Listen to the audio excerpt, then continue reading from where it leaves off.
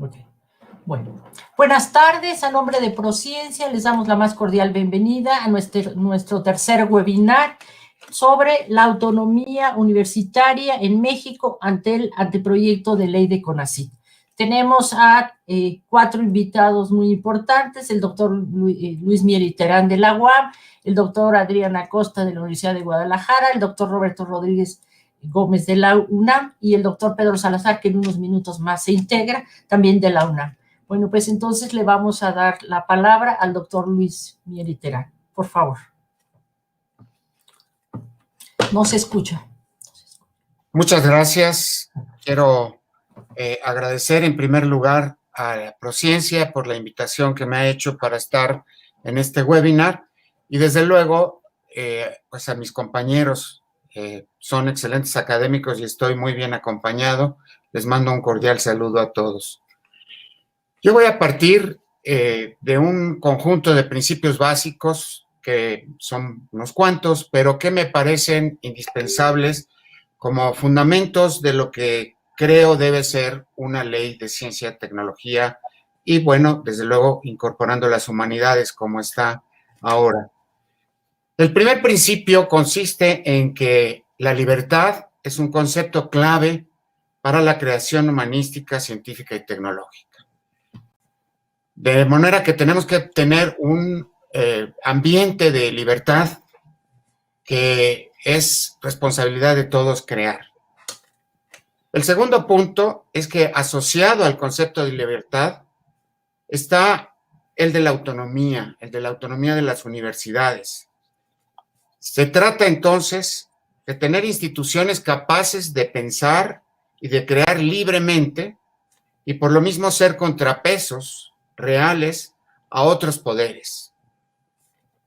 Es históricamente cierto que las universidades han tenido que fungir como contrapesos, aprovechando su libertad de creación de muchos otros poderes. El tercer concepto es que las universidades mexicanas han jugado un papel determinante en la creación humanística, científica y tecnológica de nuestro país. El cuarto concepto es que la ciencia es una creación de la humanidad. No existe, por tanto, el concepto de ciencia nacional o ciencia extranjera. Por esa razón, no tienen sentido alguno conceptos como el de independencia científica y tecnológica o el de la autosuficiencia científica, como parece aparecer en el anteproyecto, por ejemplo, en el artículo 10º, fracción séptima de este anteproyecto. Vayamos ahora a analizar el anteproyecto de ley. Desde un principio, desde el inicio del anteproyecto, el artículo 2 dice que el objeto de la ley es hacer de la ciencia o hacer ciencia con una visión de Estado. Pone a la ciencia como un derecho humano y asienta que la ley es respetuosa de la autonomía universitaria. En los artículos 5 y 6, por ejemplo, se afirma que el Estado garantizará la libertad de investigación y un entorno favorable para la promoción, desarrollo de las humanidades, la ciencia, las tecnologías y la innovación. Y ese ánimo se repite en varias ocasiones a lo largo del documento. Pero yo me pregunto si un enunciado como tal es suficiente. El anteproyecto tiene como conceptos centrales una política de Estado. De hecho, todo el título 2 se refiere a eso.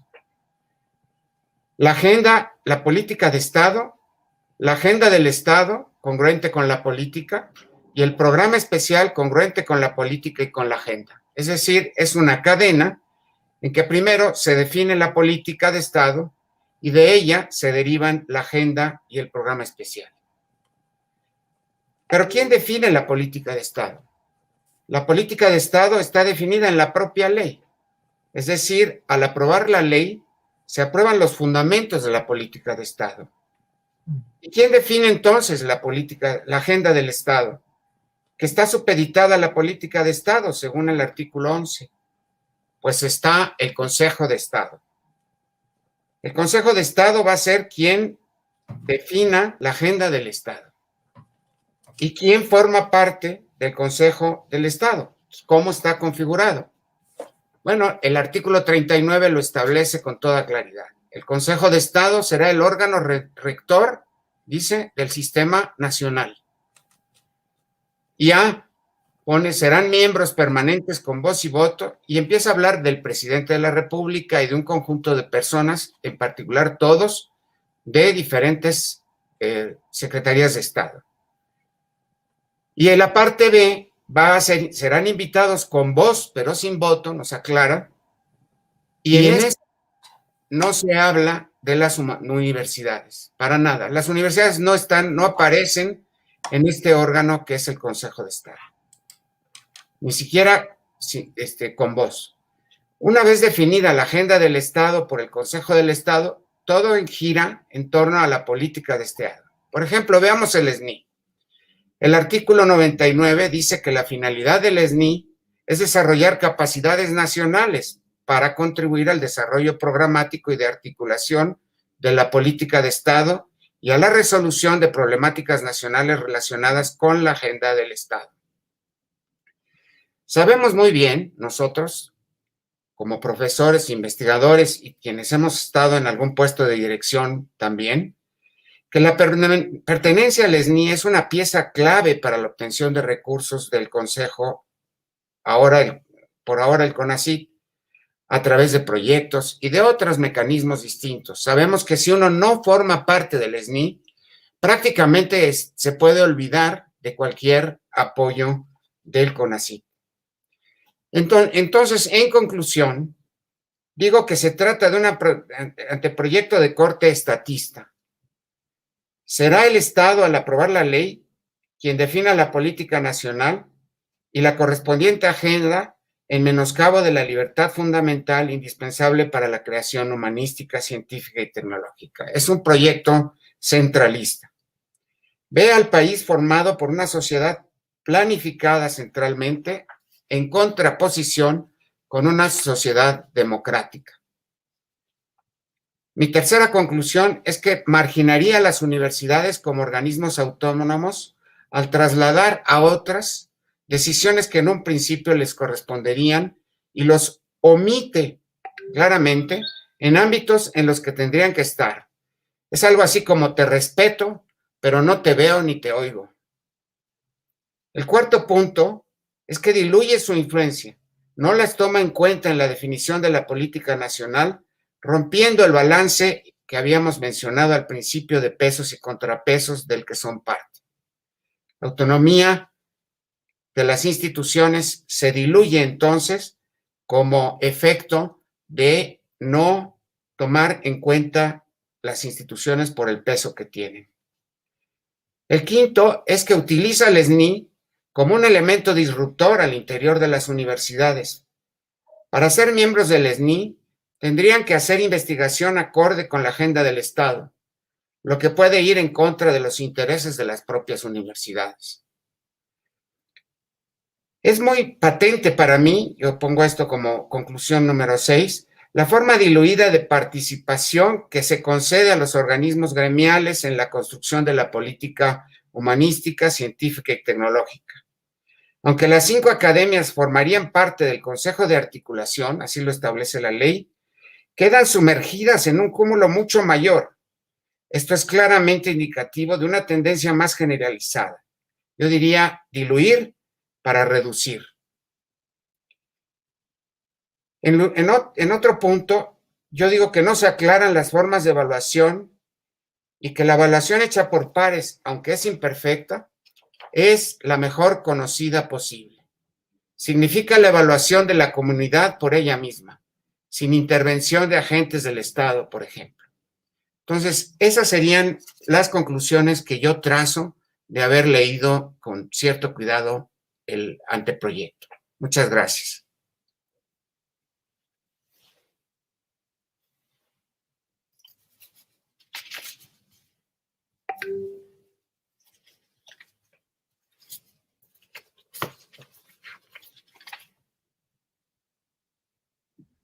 No se oye, Rebeca.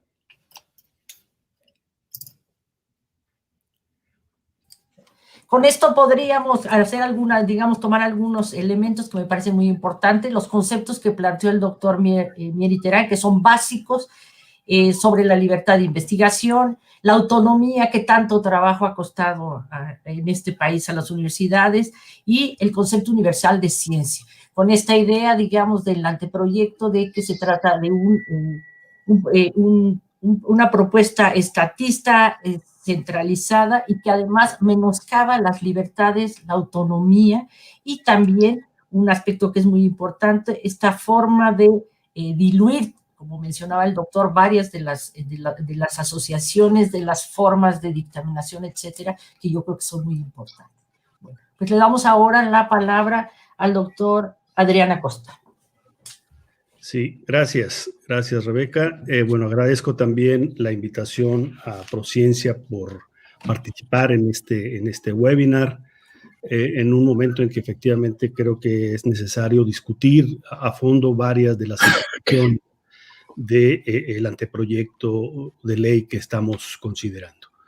Yo he preparado unas láminas, no sé si me pueden apoyar, Fabián, con la proyección de algunas láminas que pueden ilustrar lo que yo he preparado para esta sesión. Son unas láminas que recogen, y vamos a verlo ahí, varias coincidencias con lo que acaba de plantear el doctor Luis Mier, sobre algunos de los conceptos básicos que están incluidos en el anteproyecto. También hay coincidencias en términos de la caracterización del propio anteproyecto de la ley, ¿no? Sin duda es un proyecto estatalista, digamos, ¿no? Centralista, concentrador, ¿no? Que tiene implicaciones importantes para las propias universidades, para el ejercicio de su propia autonomía universitaria. No sé si está por ahí disponible en PowerPoint. Me dicen que no llegaron las láminas. Me confirmaron. Bueno, entonces yo lo que quisiera señalar es algunos elementos que me parecen fundamentales. Primero, la relación que hay entre la ley, las políticas que se desprenden o están contenidas en la ley, y las prácticas sobre el tema de la ciencia, la tecnología y la innovación.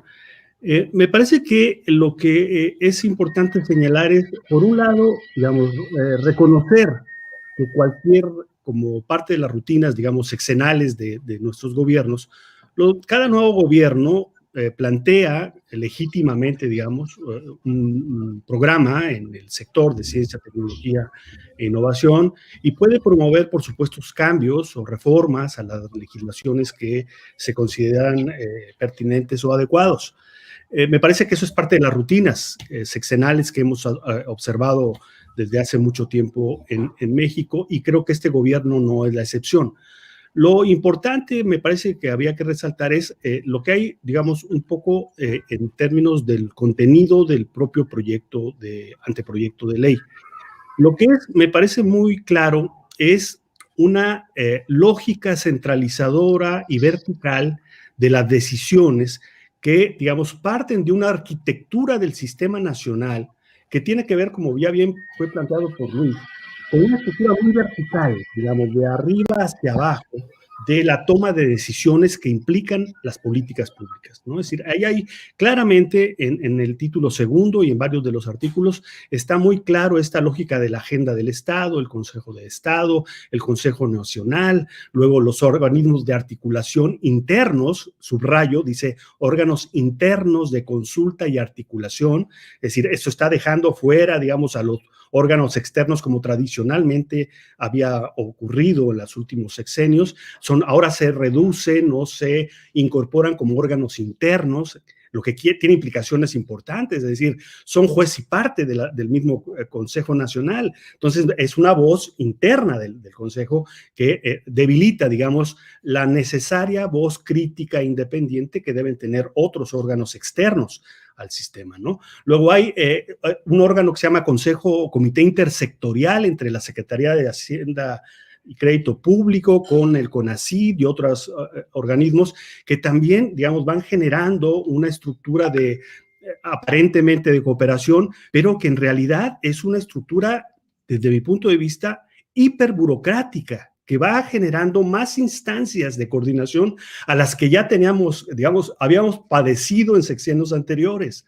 Es decir, en lugar de simplificar la burocratización, lo que me parece es que hay no solo un intento de centralización y control, es una reburocratización de la coordinación del sistema, ¿no? Entonces, esto me parece preocupante de la ley. En varios de los artículos es claro cómo existe esta lógica burocrática, es clara la primacía de las secretarías de Estado, de la burocracia federal específicamente, en la configuración de estos órganos, y claramente las universidades, digamos, son objetos de menciones que me parecen que en la ley, como bien señaló Luis en el artículo 6º y en otros, son menciones de cortesía política. Se respeta la libertad de cátedra, se respeta la autonomía, la libertad de investigación, de expresión y asociación, digamos, como fórmulas de cortesía política, pero en realidad luego no hay una traducción de este reconocimiento en cómo se incorpora la voz de las universidades públicas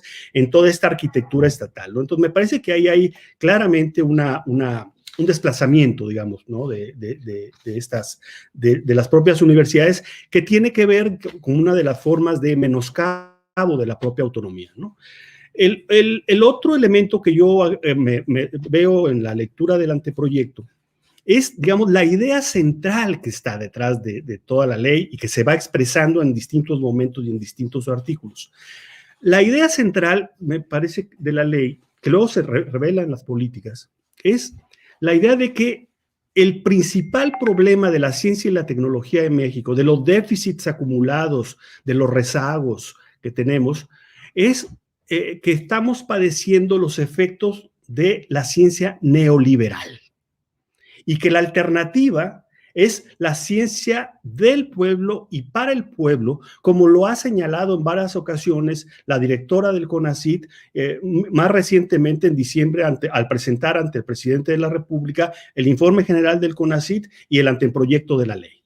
Es decir, la idea central es esta de la idea de la ciencia popular versus la ciencia neoliberal, lo que es sin duda una conceptualización más ideológica que fáctica, digamos, ¿no? Lo que tenemos es una reducción, una ideologización que se traduce en la ley. Me parece que esta idea es la que parece explicar toda esta lógica centralizadora de concentración en el poder del Estado, de las políticas científicas y tecnológicas, y reproduce, digamos, algo que creíamos que habíamos superado hace mucho tiempo, que la política pública en realidad no es política pública, es una política de gobierno, es una política del Ejecutivo Federal, no es una política donde intervengan otros actores, ¿no? Entonces, creo que hay un retroceso en lo que habíamos venido observando en relación a otras experiencias nacionales. Hay también, me parece, en este anteproyecto, una tensión que no sé cómo se puede resolver y que pienso puede ser agudizada en los próximos años. La autonomía tradicional de las universidades, o la autonomía como función crítica, como bien ha sido señalado, se enfrenta a la tensión entre la lógica heterónoma, o sea, de heteronomía de las universidades a la política de Estado. Es decir, en lugar de los comportamientos autonómicos, al parecer, no al parecer, en varios de los artículos es explícito, hay una tendencia, una lógica a provocar o a promover comportamientos heterónomos en relación a las políticas de Estado. Y esto es muy preocupante porque, digamos, el principal instrumento que puede tener el gobierno federal para promover estos comportamientos heterónomos no es solo la ley, también son los recursos, el financiamiento. Y esto me parece también es otra forma de generar, digamos, una tensión o de disminuir los grados de autonomía y de libertad que pueden tener las universidades. El asunto es preocupante porque cuando uno mira los datos de cómo está configurado el Sistema Nacional de Ciencia y Tecnología, podemos ver que, digamos, de los datos mismos del CONACYT, de las 10 instituciones de educación superior que más miembros del Sistema Nacional de Investigadores concentran, 8 de esas 10 son universidades.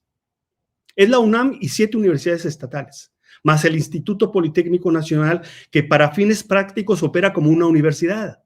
Y además está el CIMBESTAB. Pero en realidad el núcleo institucional, organizativo, productivo más importante está en las universidades. Y en un contexto de, digamos, restricciones mayores al ejercicio de la autonomía, a la participación en la toma de decisiones, esto es muy preocupante porque esto va a generar tensiones adicionales a los presupuestos, a las luchas presupuestales, a las presiones presupuestales que de por sí tienen desde hace tiempo nuestras universidades, ¿no? El otro elemento, y con esto casi voy terminando, es el tema de los principios de la política que están establecidos en el anteproyecto. Yo contabilicé en 14 principios generales de las políticas. Humanista, nacional, de largo plazo, transversal, interinstitucional, participativa, cuidado ambiental, responsabilidad ética, social y ambiental, cooperación y solidaridad internacional, rigor epistemológico, plural, intercultural, derechos humanos y territorialidades, bienestar social y económico, perspectiva de género. A estos hay que agregar otros 4 que están en el programa especial que ya fue presentado, que son igualdad y no discriminación, equidad epistémica, diálogo de saberes, producción horizontal de conocimiento, trabajo colaborativo, beneficio social y precaución. 20 principios generales para las políticas. Yo no entiendo, no puedo entender cómo se va a traducir esto en términos de las políticas. Es un lenguaje al que nos hemos acostumbrado muy pronto, es decir, cabe todo. Todo cabe en estos principios. Y las políticas no son de cabe todo. Las políticas están dirigidas hacia... Entonces, ahí hay una dificultad no solo, digamos, semántica de lo que implican estos principios, sino una definición práctica y operativa. ¿Cómo van a diseñarse políticas con estos principios que no solo son amplios, diversos, sino que muchos de ellos son contradictorios? Entonces, creo que ahí hay una dificultad no menor de la ley. ¿Cómo hacer esto? La ley no es la política. Sienta las bases de la política, pero la política es otra cosa. La política requiere otras cosas. Y una paradoja. En diciembre en diciembre pasado, cuando se presenta el anteproyecto de la ley, también se presenta el programa. Luego, entonces, uno ya no entiende. Uno entendería que es primero la ley y luego el programa. Y no, al parecer ya está el programa y luego viene la ley, una de las contradicciones que vemos. Y termino nada más con una última cosa. Me parece que hay ahí detrás de la ley y en varios del articulado de la ley un problema de representación de lo que el actual gobierno entiende como la figura del científico, las prácticas de investigación y el diseño de la política, ¿no? La idea, me parece que ya ha sido varias veces planteado, la idea es que los científicos son seres muy extraños, que quién sabe qué hacen, pero no están comprometidos con las causas populares, ¿no? Y esto lo ha dicho varias veces el presidente, la propia directora del CONACYT, y esta representación del científico me parece que está ahí detrás de esta idea de que hay que concentrar el poder, ¿no? La otra tiene que ver con las prácticas de los científicos, o sea, creen que nada más se hacen investigación, cuando los científicos mexicanos, los investigadores, hacen investigación, pero además evalúan proyectos, además dirigen tesis, dan clases, tienen que producir, publican, rinden cuentas, rinden informes al CONACYT y rinden informes a sus instituciones. Es decir, hacen un montón de cosas que han burocratizado rápidamente el problema, el ejercicio de la ciencia y la tecnología. Y esto no es reconocido. Parece ser que eso no existe en términos de la ley. Y la ley no tiene elementos para eso. Y finalmente, en términos de la política, hay claramente me parece hay una idea de que hay una suerte de regreso de la idea del leviatán estatal, es decir, el Estado lo puede todo. Cuando habíamos pensado o habíamos reconocido que desde hace mucho tiempo que en todo el mundo el Estado no puede hacerlo todo. tiene que establecer relaciones de cooperación y complementariedad con otros sectores no gubernamentales para justamente hacer política pública, no política gubernamental. Me parece que estas tres figuras están en el imaginario, digamos, de la propia idea de las ideas que están en el anteproyecto de la ley. Muchas gracias. Muchas gracias, Adrián. Yo creo que ahí hay, digamos, toda una serie de cosas que hay que recuperar. Una es esta perspectiva de cómo las políticas están, digamos, están viendo ahora con esta lógica centralista, vertical, por un lado. Por otro lado, este aspecto de la burocratización, que no solamente está en esta ley, sino está en general en todo el país ahora y forma parte, digamos, como de esto. Todas estas tensiones que marcaste entre las autonomías y las diferentes universidades en términos de qué tipo de investigación se hace, los recursos, cómo ahora digamos, pueden dar lugar a toda una serie de luchas, digamos, y contradicciones entre las diferentes universidades.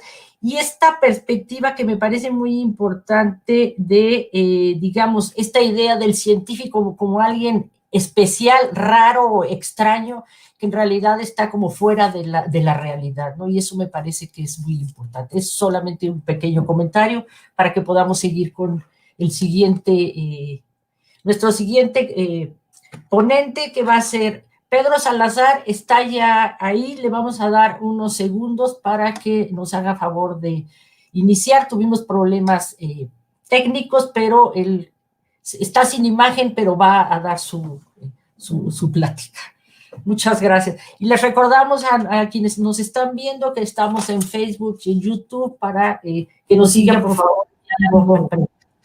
Ya lo perfecto. Iniciar, tuvimos problemas técnicos, pero él está sin imagen, pero va a dar su plática. Muchas gracias. Bien. Les recordamos a quienes nos están viendo que estamos en Facebook y en YouTube para que nos sigan, por favor. Ya lo tengo. Perfecto. Pero está sin imagen, pero va a dar su.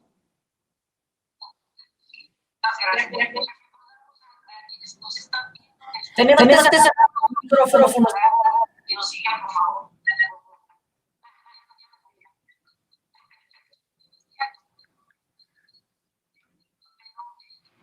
Muchas gracias, Rebeca. Entiendo que ya puedo hablar. Roberto, Adrián, Luis, un gusto también saludarlos.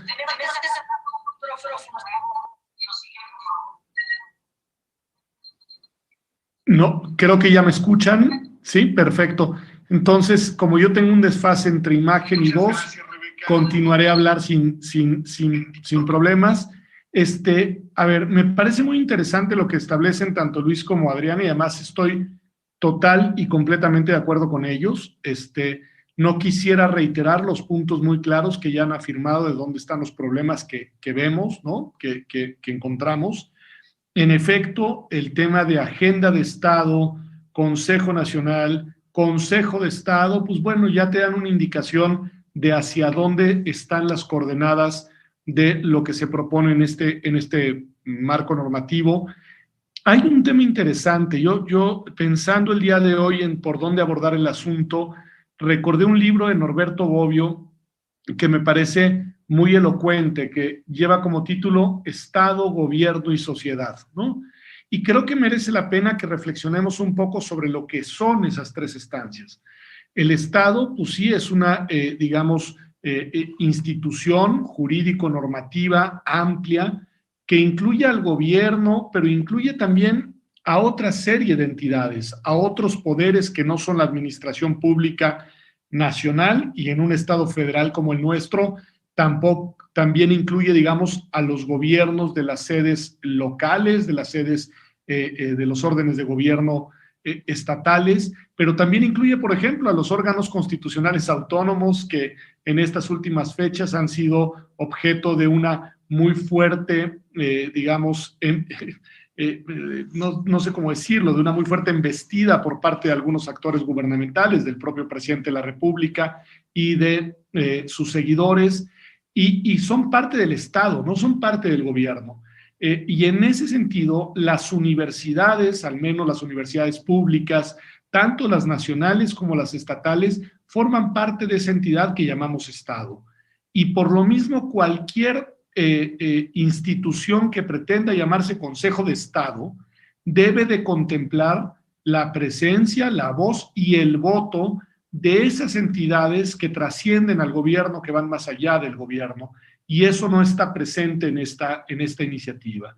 El gobierno es otra cosa. El gobierno es la administración pública, Adrián lo decía muy bien, con esta idea de políticas públicas, de políticas no necesariamente de Estado, sino de una orientación más gubernativa, más gubernamentales, que está bien que existan, que responden a un proyecto y a una agenda coyuntural, lo decían muy bien también tanto él como Luis, sexenal en el caso del gobierno nacional y de los estatales, aunque con algunos desfases, que es legítimo que intenten impulsar lo que está en su agenda gubernativa, pero que no pueden pretender suplantar a lo que es una agenda estatal.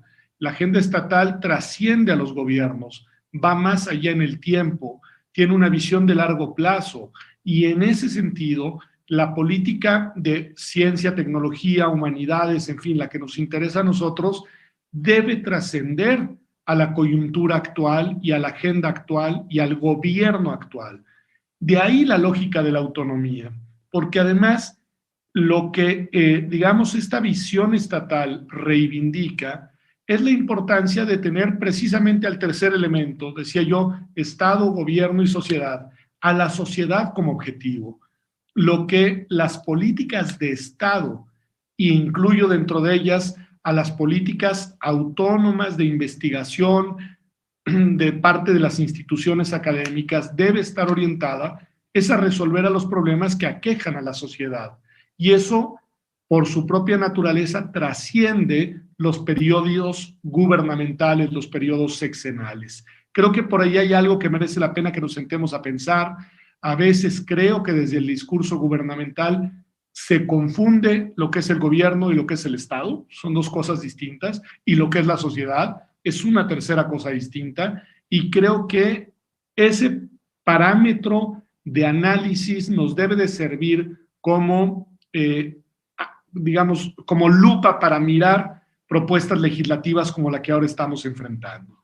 Voy al tema de la autonomía. La autonomía tiene un sentido práctico. No es un principio abstracto, no es una petición de principio, no es un dogma, no. La autonomía es la condición que permite que las instituciones, que en este caso, no solo en este, pero en este caso, se realizan al quehacer intelectual, al quehacer científico, al quehacer de investigación, al quehacer de docencia, puedan autonormarse, puedan establecer sus propias reglas, que además eso requiere mucha flexibilidad.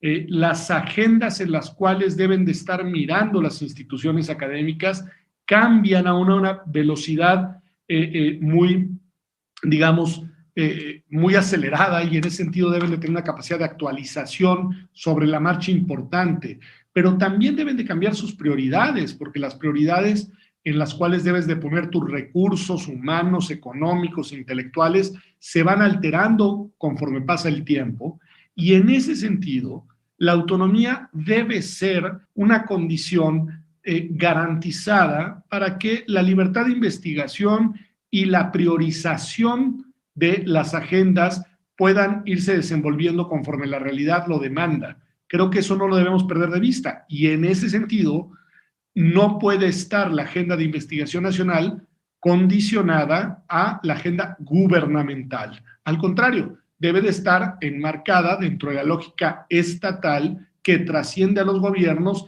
en el tiempo, en su agenda y en su lógica. Así que esta idea de los consejos nacionales, consejos de Estado y agenda de Estado, cuando están ancladas en realidad una lógica de gobierno, me parece que es absolutamente contradictoria con la lógica de la autonomía, que es el tema que nos convoca el día de hoy.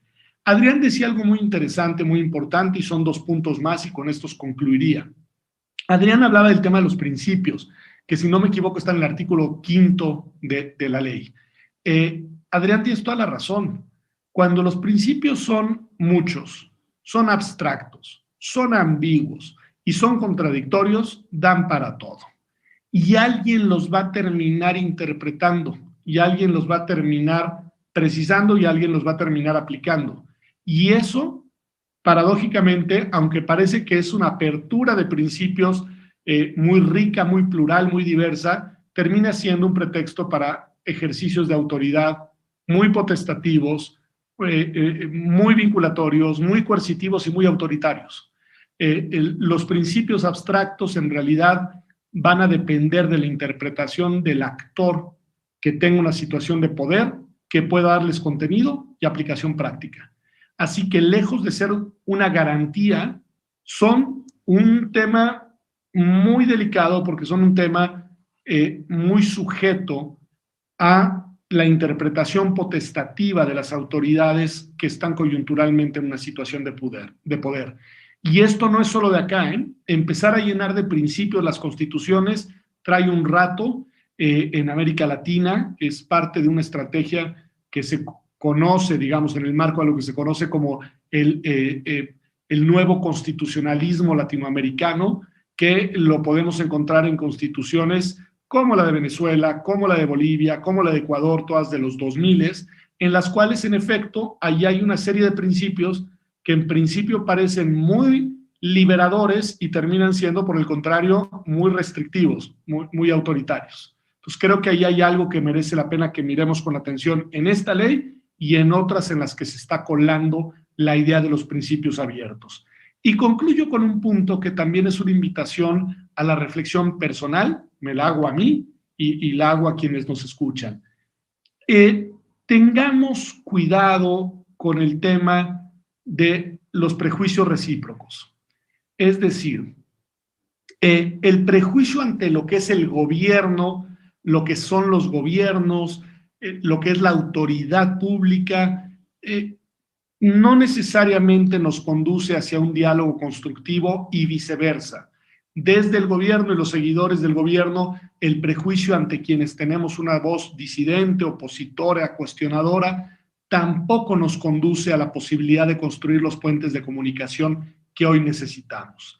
Yo creo que una ley como la que ahora nos convoca, lo que necesita ante todo es un espacio genuino, abierto, de diálogo constructivo en el que nuestras ideas puedan ser tomadas en cuenta y también las razones de las autoridades nosotros las podamos entender.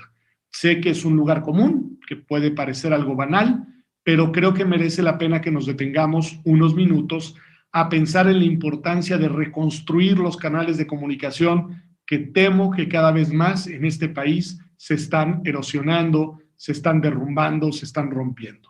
Así que muchas gracias. Aquí estoy desde una plataforma distinta a la de ustedes, pero los miro y los escucho con mucho interés y agradezco mucho, en verdad, la palabra, Rebeca. Muy buenas tardes. Muchísimas gracias. Muchísimas gracias, Pedro Salazar. Bueno, hay varias cosas muy importantes, esta distinción entre lo que es el Estado, el gobierno, que creo que tenemos que tener muy en consideración. Este asunto de algunas de las propuestas legislativas y digamos, la perspectiva de lo que se debe, digamos, entender por autonomía.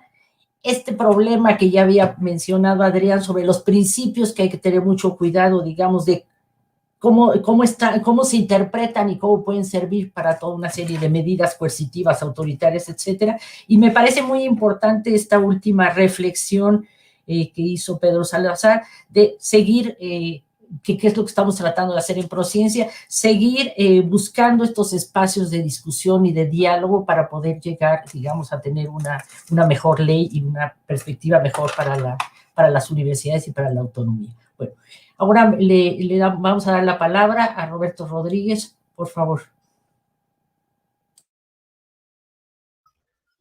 Muchas gracias por invitarme. Si están por ahí mis láminas. Gracias. Voy a aprovechar que ya mis compañeros se refirieron a un tema que es central, que es este carácter estatista, centralista, que propone la ley para concentrarme en otro más de los ángulos que considero que constituye un riesgo para la condición, las posibilidades de la autonomía universitaria, y es aquel que tiene que ver con el tratamiento del tema del financiamiento. Pero antes de señalar, si me pasan las láminas, por favor, la primera,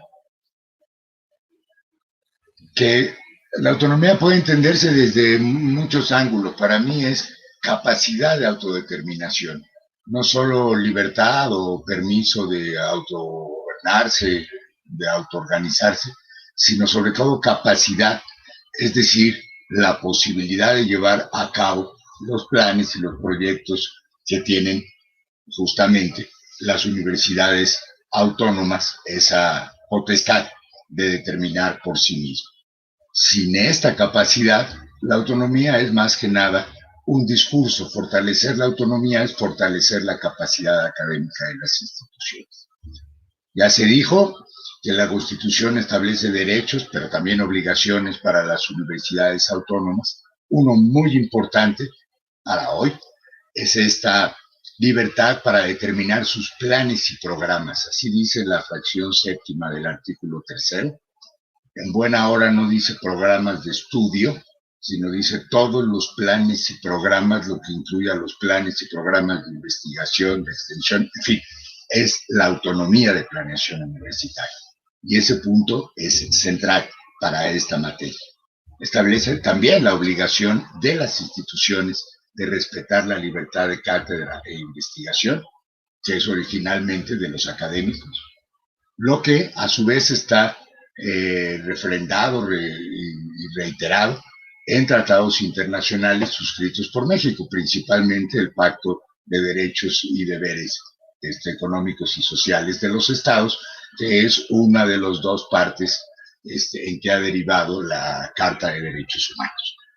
De manera que si esta ley reconoce o no reconoce la autonomía, reconoce o no reconoce la libertad de investigaciones, jurídicamente irrelevante, porque son derechos establecidos superiores a los de cualquier ley general.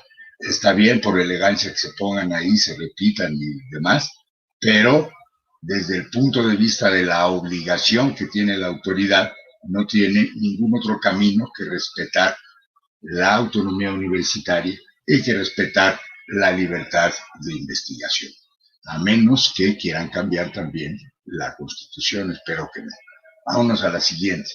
La autonomía es una relación de confianza y tiene como referente a los poderes públicos. Esta relación puede tener dos sentidos, un sentido más bien neutral, que es la no interferencia del Estado en el régimen académico y la organización de las universidades, pero también un sentido positivo. Este es apoyar la generación de capacidades que fortalecen la autonomía, lo que implica principalmente recursos. Sin recursos no hay autonomía, o hay autonomía de discurso y no de facto. Estamos en una, si me pasan la siguiente lámina, en una condición muy importante a poner sobre la mesa, que es una auténtica crisis de desinversión en ciencia, de desinversión pública. Es difícil estar peor. Como ustedes pueden notar en esa tabla, el dinero para el ramo 38, que es el que maneja los recursos bajo la distribución de CONACYT para ciencia y tecnología, alcanzó un pico, son cantidades en millones de pesos de 2021, es decir, digamos, pesos constantes, ¿no? A valores actuales. Si en 2015 estábamos en 44,000 millones, ahorita estamos en 26,000 millones para el ramo 38. Es una caída muy impresionante, del orden de casi 50%. Para la función de ciencia y tecnología, el pico fue en 81,000, estamos en menos de 50,000. Para el programa de ciencia, tecnología e innovación, donde se cuenta todo, hasta los clips, lo que hace toda la administración pública federal en la materia, pues pasamos de 115 a 102 en la actualidad. En el último año mejora un poquito el cociente, la relación entre el gasto federal y el PIB. Esa es la buena noticia. La mala es que es por caída del PIB y no por aumento del gasto. La siguiente, por favor. Más aún, el ramo 38, que es el que maneja CONACYT, ha perdido de manera muy importante relevancia en la distribución del presupuesto. Si en 2012 el CONACYT absorbía más del 40% de este gasto, en la actualidad no llega a 30%. El 30% del gasto federal en los renglones de ciencia y tecnología. En cambio, las instituciones de educación superior, a través del presupuesto distribuible por la SEP para ciencia y tecnología, tuvieron el comportamiento inverso. Pasan de 32% en la distribución al 43%. ¿Por qué? Principalmente por la dinámica de crecimiento de las universidades, principalmente. No digamos por una visión estratégica de colocar de manera preferente el gasto en ciencia en universidades, sino el propio crecimiento de las instituciones, por razones de incrementar la cobertura, entre otras, esa de manera muy principal, mejorar la oferta en posgrados, en los posgrados de instituciones públicas, han llevado esa dinámica. Entonces, en la actualidad el ramo 38, que es lo que maneja CONACYT, no representa ni el 30% del presupuesto que puede operar para impulsar lo que se propone impulsar. Vamos a la siguiente. Este es el dinero que para este año cuenta CONACYT. Son 26,000 millones de pesos, bueno, 26,500 millones de pesos, provenientes de recursos fiscales, más, un poquito más, como 3,000 millones de pesos por ingresos propios. De esa cantidad, van a parar al SNI algo así como 5,500 millones, para becas casi 12,000 millones, le queda al CONACYT para todo su proyecto más o menos 9,000 millones de pesos a gastarse en el año, para impulsar los proyectos de investigación científica, para impulsar la agenda de Estado. Es poquito, hay que decirlo. Vamos a la ley. Por eso, no es de extrañar, sino es más bien un riesgo. Para comenzar, este artículo 22, vean ustedes con cuidado. Lo que proponen es que el presupuesto federal que se destine a la investigación humanística y científica, es decir, a toda la investigación humanística y científica, desarrollo tecnológico e innovación, se ejerza a través de los programas del ramo 38. Esto tiene dos posibles implicaciones. Si preferentemente entraña una idea cuantitativa, por ejemplo, ¿no? El riesgo es justamente que disminuya la proporción que las universidades y otras instituciones de educación superior tienen para ciencia y desarrollo tecnológico, porque este estaría depositado a través de los programas del ramo 38. A menos que hubiera una inversión extraordinaria en ciencia y tecnología, que no la va a haber. Entonces es otra vez la cobija que, si se estira para un lado, cubre y para el otro lado descubre. Si el lado que queda descubierto es el lado de las instituciones autónomas y el lado que queda cubierto es el ramo 38, el del CONACYT, pues eso es un riesgo evidente para las posibilidades de consolidación académica de las universidades autónomas y, por lo tanto, un riesgo para la autonomía. Lo demás ya se dijo. Estamos en una condición en que el Consejo de Estado es el gabinete. No hay ninguna representación de autoridades académicas ni de asociaciones académicas, es decir, de la ciencia realmente existente, no tiene ninguna influencia en el poder de decisión de lo que puede ser la política de ciencia y tecnología. Solamente en la calidad de opinar, pero con opiniones que, dice la ley, no son vinculantes, ¿no?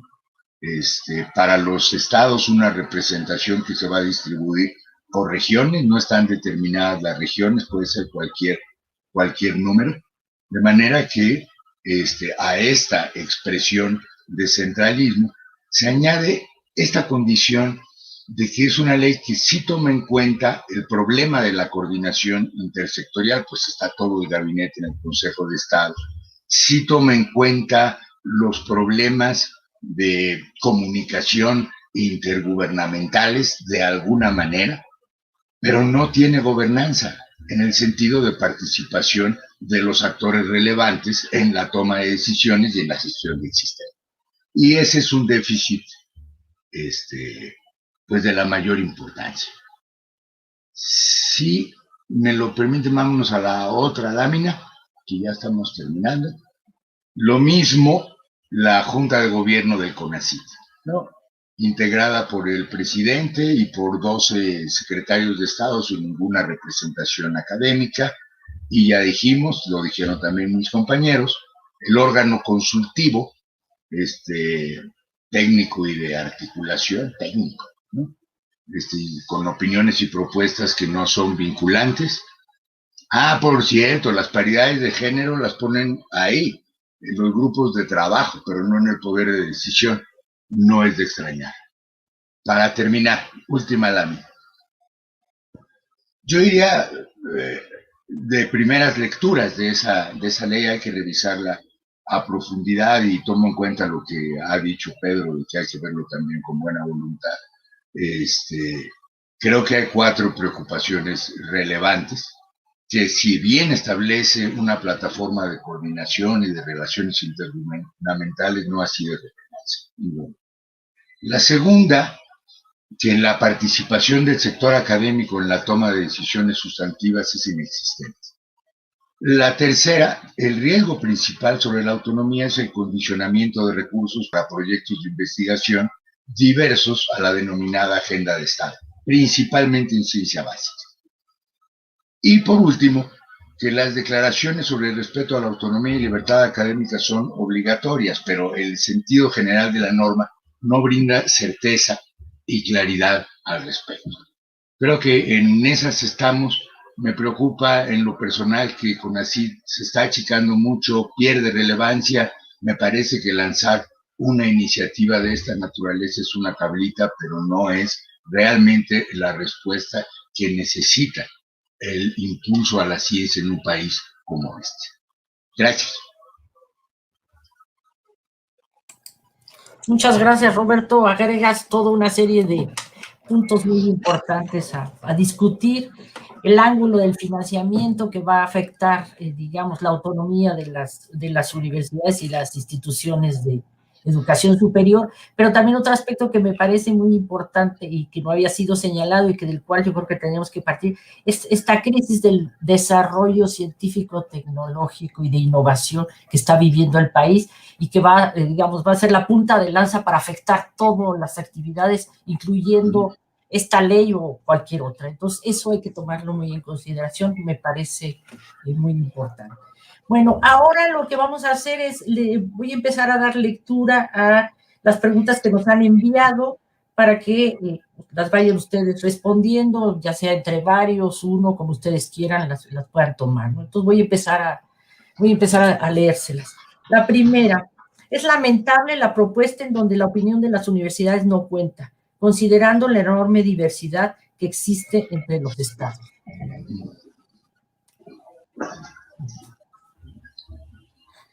¿Quieren que les siga diciendo las otras? Sí, para que vayan. Ok. De parte de Cristina Puga, bien planteado, Luis Mier. ¿Cómo consideras que sería más eficaz participar como sector académico universitario a través de academias o de universidades? De parte de Miguel Ángel Méndez Rojas, tampoco se considera cómo incorporar la voz de las instituciones de educación superior privada. Son ambas en realidad, ¿no? Todas las universidades públicas y privadas vamos a padecer si queremos hacer investigación en ciencia y humanidades. Es lamentable la propuesta en donde la opinión de las universidades, permítame un minuto, la opinión de las universidades no cuenta, considerando la enorme diversidad que existe entre los estados.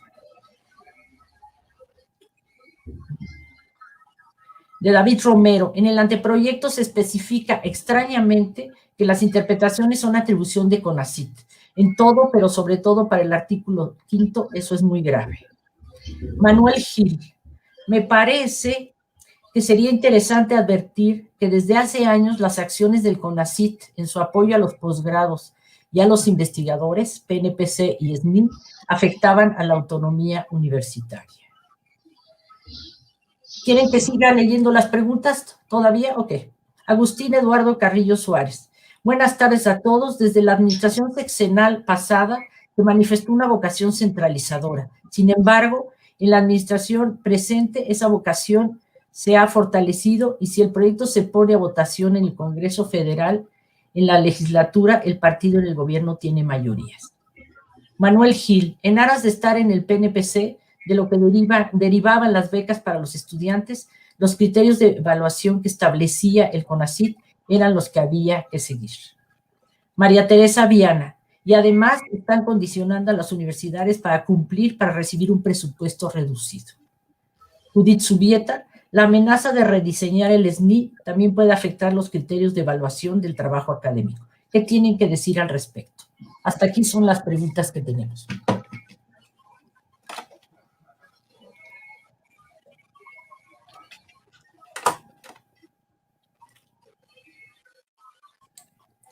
Esperamos sus respuestas. ¿Quién quiere empezar? Roberto, por favor. Yo no soy de la opinión de que para valorar esta ley hay que compararla con lo que teníamos, como si lo que teníamos fuera un paraíso para el progreso científico y tecnológico del país, no lo era.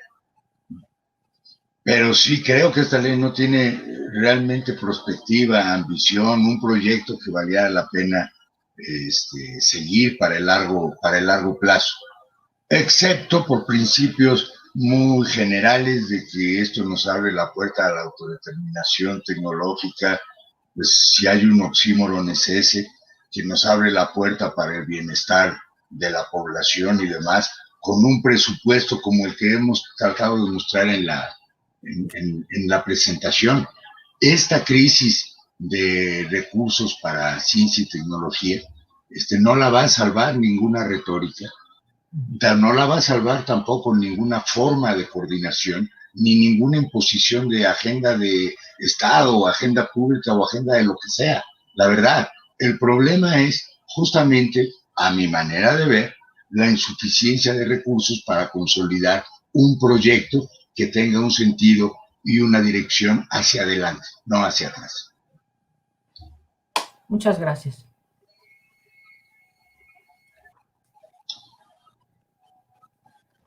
Adrián, por favor. No se escucha. Yo subrayaría la preocupación y compartiría, por supuesto, la preocupación en torno al papel de las universidades y en el funcionamiento de este sistema.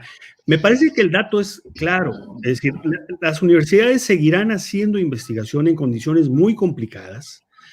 Es cierto que también nunca han sido fácil hacer investigación en ciencias y humanidades en nuestras universidades, pero se han desarrollado prácticas que tienen que ver mucho con preservar estos núcleos, que son los que realmente aportan en condiciones muy complicadas, no solamente financieras, como ya señala Roberto, no solamente organizativas, no solamente en términos de articular apoyos de distinto tipo para el desarrollo de otras actividades, sino en términos de ir legitimando la propia función científica y tecnológica en distintas comunidades. Creo que esto lo han hecho y lo seguirán haciendo en condiciones muy difíciles de las universidades.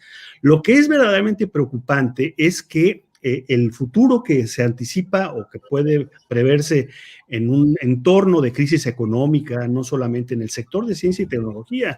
Hay que ver que la pandemia nos ha planteado una crisis que nos puede llevar toda una década replantear, es decir, volver a crecer y redistribuir va a ser algo complicado y esto va a pegarle mucho a este sector. Entonces, en este sentido, me parece, hay no solamente un olvido, digamos, una marginación del papel de las universidades en la nueva ley, en los órganos de gobierno, en las formas de coordinación, sino que tiene que ver también con, digamos, no considerar las aportaciones que las propias universidades pueden tener a resolver muchos de los problemas que se pueden hacer. Es cierto que sin recursos financieros no se pueden hacer muchas cosas, pero hay otras cosas que se pueden hacer sin depender tanto de los recursos financieros, ¿no? Entonces, buscando otras alternativas de financiamiento, digamos, no gubernamental. Esto creo que es importante señalarlo. Recuperar las experiencias. Por ejemplo, me da la impresión, en el anteproyecto se habla de sistemas estatales de ciencia y tecnología con programas. Eso no está bien, pero no hay ningún reconocimiento a prácticas que ya se han hecho desde hace tiempo en varios estados. Hay consejos estatales de ciencia y tecnología con programas. Es decir, y no, parece que se van a inventar ahora, ¿no? Esa ausencia de reconocimientos me parece es un déficit del anteproyecto que para mi punto de vista está colocando por delante la politización de la ciencia y la tecnología más que la construcción de una política pública en ciencia y tecnología. Muchas gracias. Le vamos a dar primero la palabra a Pedro, que me la pidieron. Ok. Y después le damos la palabra a Luis.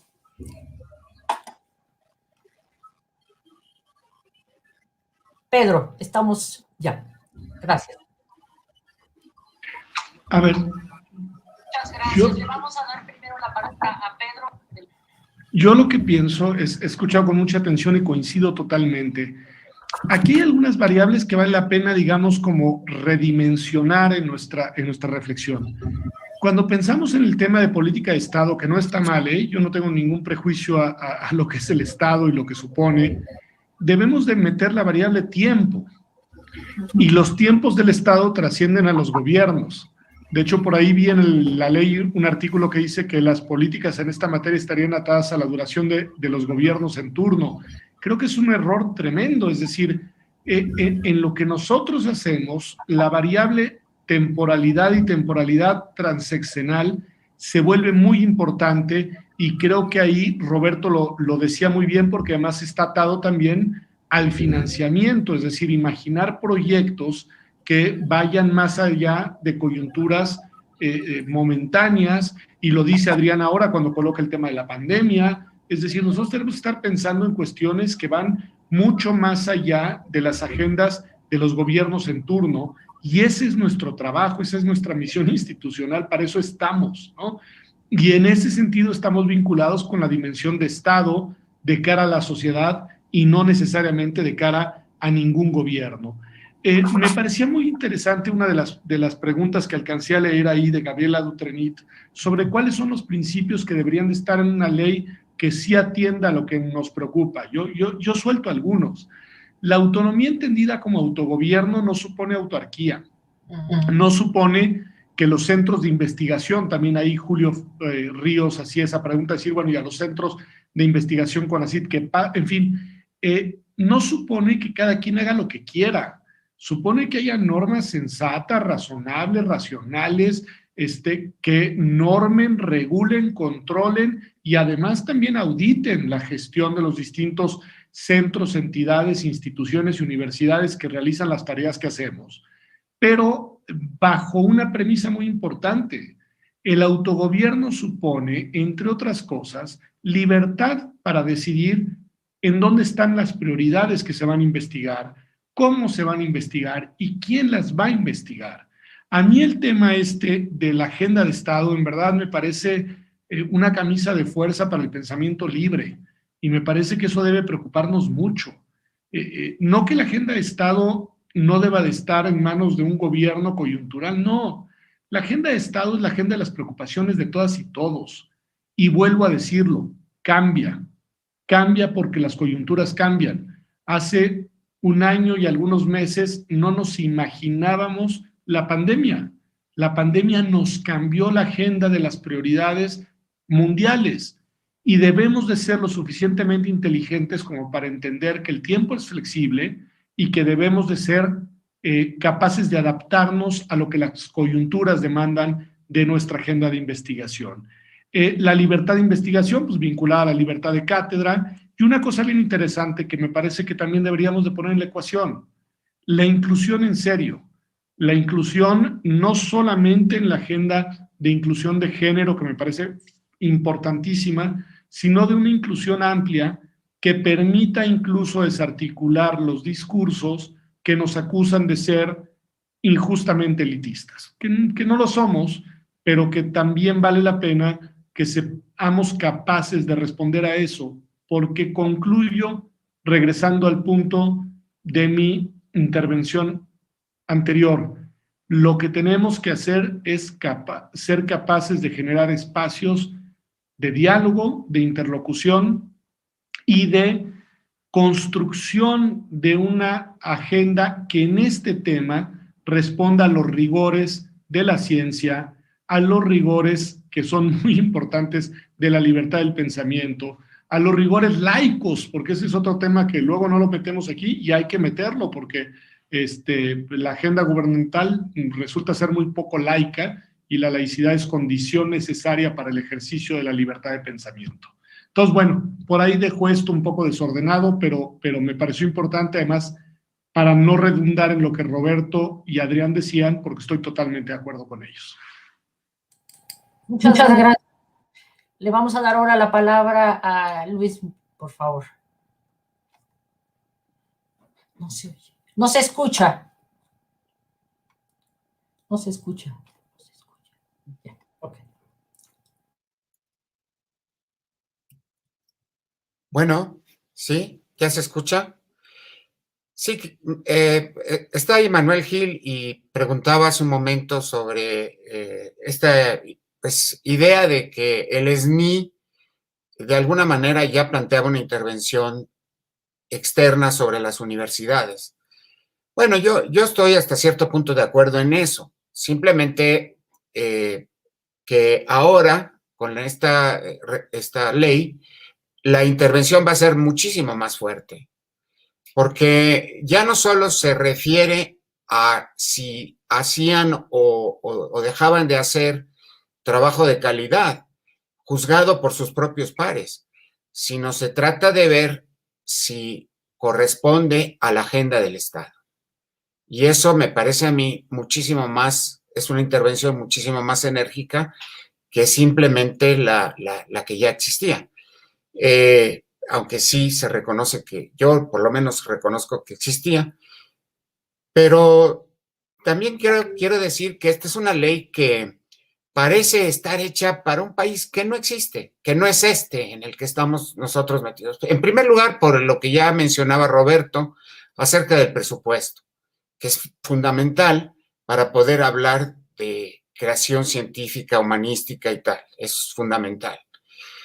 Y no basta decir que se respeta la autonomía universitaria, hay que respetarla en los hechos, como decía bien Pedro.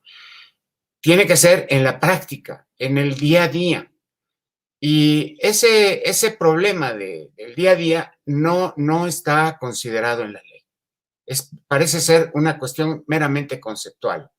Por ejemplo, cuando habla de la agenda de Estado, parece ser que piensa que este país es controlable en todos sus ámbitos, desde el federal, los gobiernos de los estados, las universidades públicas y privadas, que es controlable hasta el nivel de los municipios, que también pueden presentar sus programas. Bueno, es francamente terrible tener que decir que eso simplemente no existe. No tenemos ese país del cual la ley habla y parecería que con apretar las tuercas en cuanto a tener una agenda, eso intuyo de leer la ley, el anteproyecto, se va a poder controlar todo hasta el último rincón de este país. Bueno, lamento decirles a quienes han creado este anteproyecto que eso no es realizable. Y no es realizable porque simplemente el país en ningún ámbito, no solo en el humanístico y científico, está en esas condiciones para poder ser, y ojalá que nunca lo esté. Digo, realmente no estamos dispuestos a que una agenda estatal verticalmente nos decida todo. Es lo que quiero decir. Muchas gracias. ¿Les parece que pase otros de los comentarios que nos han llegado? Okay. De David Romero, parecería que el uso preferente de recursos a través del ramo 38 es un intento de que CONACYT controle el 70% de recursos federales sobre el que CONACYT no tiene control actualmente. De Julio Ríos Figueroa, los centros públicos de investigación quedan particularmente vulnerables en esta ley. ¿Qué podrían comentar al respecto? Jesús Arias, ¿por qué ninguna universidad, incluyendo la UNAM, se ha manifestado con respecto a esta ley? Andrés Lozano Medina, y está el asunto del anterior PIFI que condiciona el hacer de las universidades. Manuel Gil, con respecto al SNI, las trayectorias de los académicos, la carrera académica está constitucionalmente reservada a las IES autónomas. Andrés Lozano Medina, también el PRODEP atenta sobre la autonomía universitaria. Gabriela Dutredit, ¿cuáles serían los principios básicos que habría que incluir en una propuesta de ley desde la perspectiva de la autonomía universitaria? Manuel Gil, encuentro muchas razones válidas en su crítica al anteproyecto actual y los riesgos para la autonomía. En aras de estar en el PNPC, de lo que derivaban las becas para los estudiantes, los criterios de evaluación que establecía el CONACYT eran los que había que seguir con relativa independencia de la capacidad de las IES autónomas para diseñar, de acuerdo a sus consideraciones, los programas. La evaluación de los programas de posgrado se convertía en la guía para su desarrollo. Con respecto al SNI, las trayectorias de los académicos, la carrera académica, que está constitucionalmente reservada a las IES autónomas, se veía afectada por los criterios de evaluación de las y los investigadores que se establecía por parte del CONACYT, y cómo la cantidad de personal fundamental para la valoración de los programas de posgrado y la estimación de la calidad de las instituciones, creo que hay una merma en la autonomía institucional. Pedro Salazar quiere hacer un comentario y después le doy la palabra a los demás. A Pedro, por favor.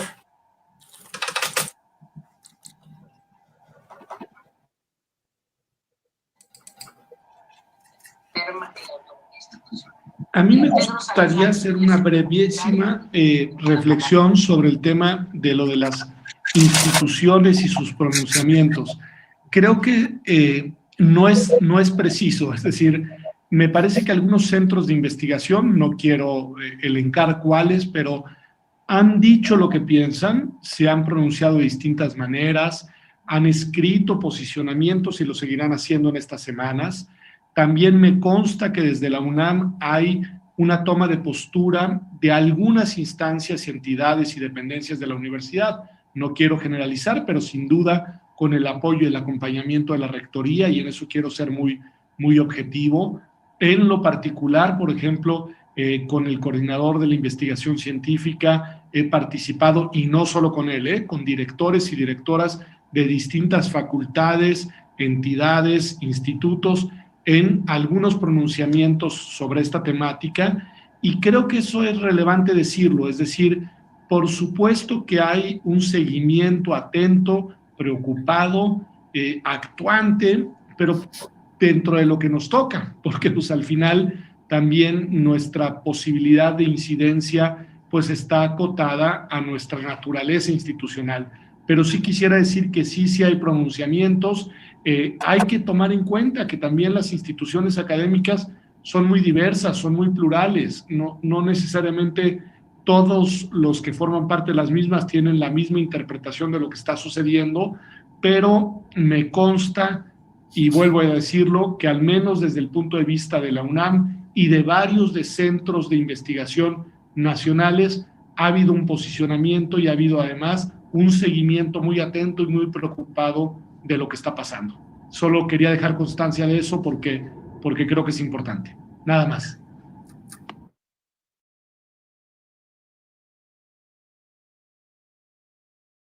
Adrián, por favor. Sí, me parecen importantes varios de los señalamientos que tienen que ver con el Sistema Nacional de Investigadores. Creo que efectivamente ahí está considerado explícitamente dentro del anteproyecto de ley como uno de los instrumentos, ¿no?, que tiene el Estado para influir o para instrumentar políticas, pero no hay más que algunas menciones genéricas sobre ellas, ¿no?, y sobre el sistema. Lo que, sin embargo, aparece es que el SNI se convierte también, y ya hay varios pronunciamientos de la directora general de CONACYT, donde se ha planteado que viene, digamos, la transformación del Sistema Nacional de Investigadores. No hay muchos más datos, pero esto implica una revisión del diseño, un rediseño quizá del Sistema Nacional de Investigadores en condiciones donde el criterio del rediseño, como en buena parte de esta ley, es la austeridad presupuestal, ¿no? Me parece que ese es el criterio fundamental que está actuando de manera práctica en la reforma o en este anteproyecto. Se trata de reducir los costos, de reducir el déficit presupuestario, y me parece que por ahí hay una señal que va a, digamos, a pegarle al Sistema Nacional de Investigadores. El otro elemento, como bien señala Manuel Gil, es que, a ver, también en la ley y en el sistema, los procesos de investigación están asociados estrechamente a los procesos de formación de científicos. Es decir, no es solo la investigación en abstracto, en realidad investigación, formación, posgrado, van ligados y no hay claridad en cómo el anteproyecto de ley está planteando esta relación. En las universidades particularmente, esto es, digamos, casi una relación, es cuasi natural, digamos, ¿no? Es decir, la formación en investigación va ligada a la formación en el posgrado y me parece que el criterio de austeridad presupuestal es un criterio preocupante para el rediseño de estas relaciones. Y termino con algo que rescato de Pedro. Efectivamente, el factor de la temporalidad en la ciencia, en el desarrollo tecnológico, en la innovación es fundamental porque está asociado a la incertidumbre, ¿no? Es decir, no sabemos exactamente cómo vienen las cosas. Y frente a esto, hay dos caminos. Uno, el control a través de una agenda de las prioridades de la ciencia, tecnología e innovación. En el programa especial de ciencia y tecnología está explícito que hay tres prioridades, que son salud, energía y seguridad humana, ¿no? Y dentro de estos están los radares de vigilancia aérea y marítima y los nanosatélites. Es decir, es una agenda de cortísimo plazo que está dejando de fuera un conjunto de temas que se están desarrollando y que requieren mayor investigación. La alternativa, por supuesto, frente a la temporalidad y frente a la incertidumbre, es ampliar la libertad científica. Es ahí donde podemos encontrar respuestas a los problemas que ahora no aparecen, pero que seguramente aparecerán en diversa escala y magnitud en los próximos años. Me parece que esa relación entre incertidumbre y temporalidad hay que rescatarla como parte de una política pública en ciencia y tecnología. Muchas gracias. Le damos la palabra a Roberto, por favor.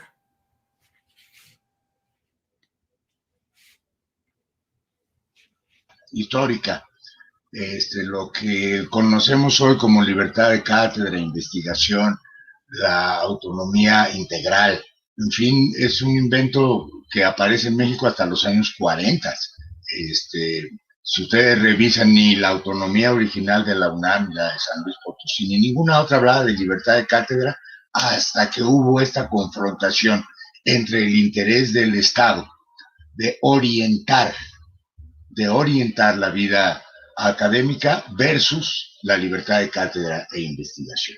Ya sabemos en qué paró esa historia y hay un como déjà vu en esta idea de orientar a través de una agenda de Estado esas prácticas. Manuel tiene razón, me parece, Manuel Gil, al decir que el SNI o programas como el PROMEP y el PRODEP representaban condicionamientos a esas posibilidades de autogestión universitaria, ciertamente, pero no en contenidos.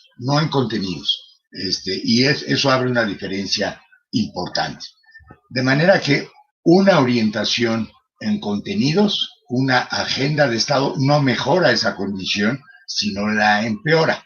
Dicho como una preferencia personal, a mí que más me gustaría que el CINVESTAD fuera autónomo, que más me gustaría que el Politécnico fuera autónomo y el conjunto de centros públicos de investigación. Eso sería una fortaleza para el desarrollo de la investigación científica del país y no lo contrario. Muchas gracias, Roberto. Luis, ¿quisieras intervenir? En el sentido del que acaba de hablar Roberto, evidentemente los centros públicos de investigación son los primeros que están en el frente de batalla de esta cuestión, porque ellos, por no tener la autonomía y por depender directamente del CONACYT, llámese como se llame después, pues van a tener que padecer directamente el tema de la agenda, de una agenda que ellos no decidieron. Pero en el fondo vamos a ser todos, y coincido con Roberto, lo mejor sería que fuéramos autónomos todos. Esa sería la condición más favorable para la creación científica y en humanidades. Desafortunadamente no es así, y la ley, temo decirles, dedica todo un capítulo, un título quinto al Sistema Nacional de Centros Públicos, porque precisamente ve la posibilidad de acotarlos muchísimo más de lo que ya están. Es un hecho que pues la ley no solo repite lo que ya había, sino que le pone más correas, digamos, a los centros públicos de investigación. Están ahí, los pueden leer en el título quinto del propio proyecto o anteproyecto. Okay.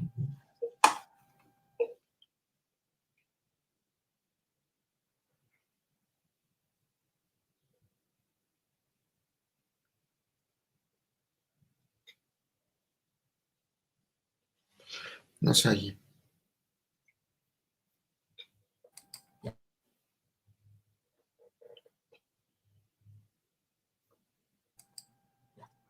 Perdón, estamos a 5 minutos de terminar la sesión, entonces voy a leer solamente para dejar algunas de las preguntas que yo no sé si nos dé todavía tiempo.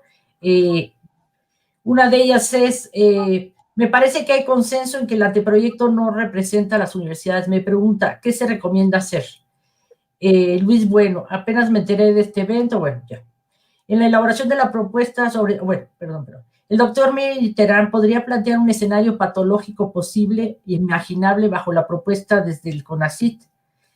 Rafael Bojalil, el control que el CONACYT pretende ejercer sobre el presupuesto de ciencia, tecnología e innovación provocaría un control en nada comparable con las presiones de PNPC, SNI o PRODEP. Luis Bueno, la SINUESIC la integra alrededor de 40 sindicatos universitarios de centros de investigación del CONACYT y de la Secretaría de la Cultura. De Rafael Bojalil, lo que hay que hacer es que se deseche por completo esta propuesta de ley y establecer una que realmente sea de consenso. Una pregunta ante esta situación que debe hacer la comunidad científica y académica. Antes de que les dé ya los últimos minutos, ustedes solamente quiero decirles que Prociencia tiene un anteproyecto tiene un proyecto de ley que fue avalada por más de 2,000 investigadores, entonces está a su disposición, la pueden leer en la página de Prociencia. Tenemos 3 minutos, si quieren ustedes tomar la palabra 1 minuto, no sé cómo la vean.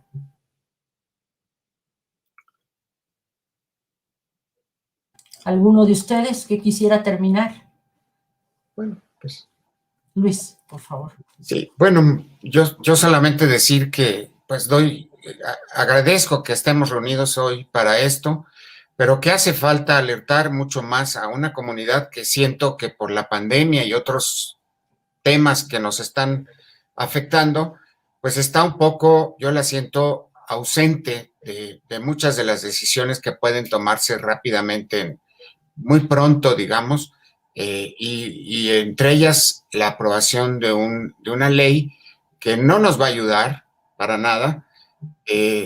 Yo he padecido muchos de los instrumentos de las leyes anteriores, como todos ustedes, y creo que en vez de mejorar, pues vamos para atrás, vamos a una cuestión mucho más vertical de la que ya teníamos, mucho más intrusiva en las universidades, no se diga en los centros públicos de investigación, por supuesto, pero que necesitamos alertarnos todos, porque si no, pues nos van a agarrar con las manos en la puerta. Gracias. Muchas gracias.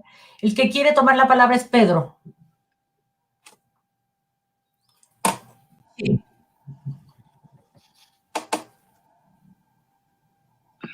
Pero que necesitamos alertarnos. Yo solamente diría, para concluir mi participación, obviamente no la mesa, agradeciendo muchísimo a Roberto, a Adriana, a Rebeca y a Luis, que es muy importante esto, que participemos, que hablemos, que digamos, porque luego a veces nosotros mismos quedamos atrapados en esta idea de que no se incide, no se intentan colocar argumentos. No, la verdad es que sí lo estamos haciendo.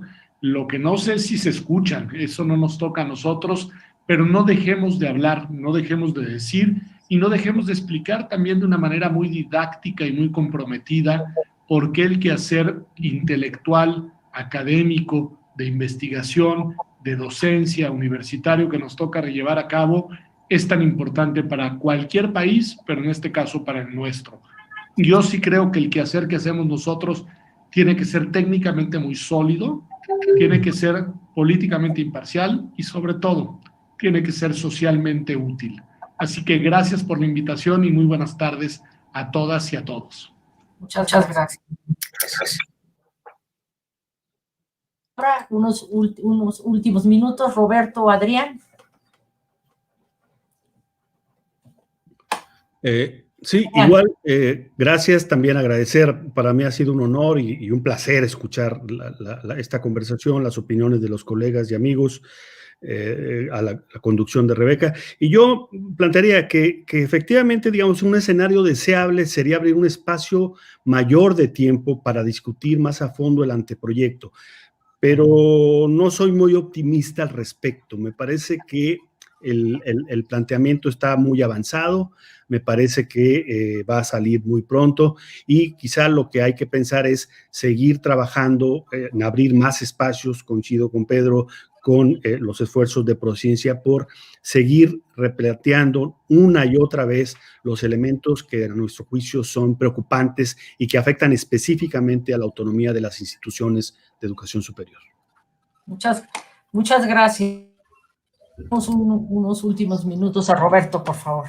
Nada más para agradecer la hospitalidad y el espacio para discutir y que estuvo muy interesante el seminario. Muchas gracias por haberlo hecho. Nada más. No, a nombre de Prociencia les damos muchas las gracias y solamente les quisiéramos anunciar que vamos a seguir de aquí hasta marzo con webinars cada jueves de 5 a 7 y vamos a seguir invitando colegas como ustedes para ir discutiendo diferentes puntos sobre este anteproyecto de ley. Entonces están ustedes cordialmente invitados y les agradecemos mucho su participación. Que tengan una buena tarde. Muchas gracias.